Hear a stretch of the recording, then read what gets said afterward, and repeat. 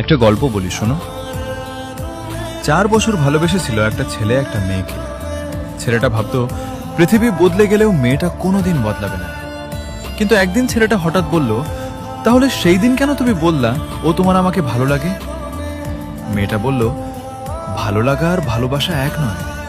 আর কাউকে ভালো লাগলেই যে বিয়ে করতে হবে এমন কোনো কথা নেই। কথাগুলো শুনে ছেলেটা আর কোনো উত্তর দেয়নি, শুধু চুপচাপ চলে গিয়েছিল।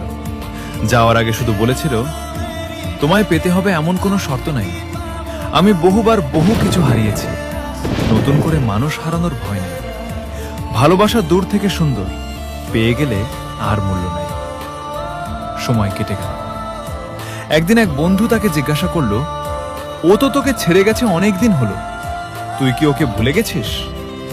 ছেলেটা মিথ্যা হেসে বলল, হ্যাঁ, কবে ভুলে গেছি, কে আর ওকে ভালোবাসবে? কিন্তু ভেতরে ভেতরে সে বলতে চেয়েছিল, হ্যাঁ, ভালোবাসি তোমাকে, আর এখনো অসম্ভব ভালোবাসি তোমাকে। কিন্তু কেউ যদি তোমার কথা আমাকে জিজ্ঞাসা করে, আমি তাদের বলি, ভুলে গেছি আমি তোমাকে। তারপর আকাশের দিকে তাকিয়ে সে ফিসফিস করে বলল, এই জন্মে তো তোমায় পেলাম না।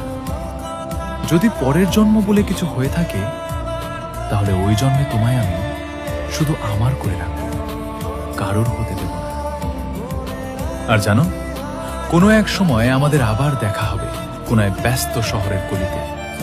চোখে চোখ পড়তে এই সময়টা থমকে যাবে। সেই দিন আমরা একে অপরের অজানা হব। কারণ আমার জীবনের বিশ্বাস শব্দটা বরাবরই আমাকে ঠকিয়েছে। আমি আমার বিশ্বে আমার বিশ্বাসকে প্রচুর ঘৃণা করি, কারণ আমি সব সময় ভুল মানুষকে বিশ্বাস করে ফেলি।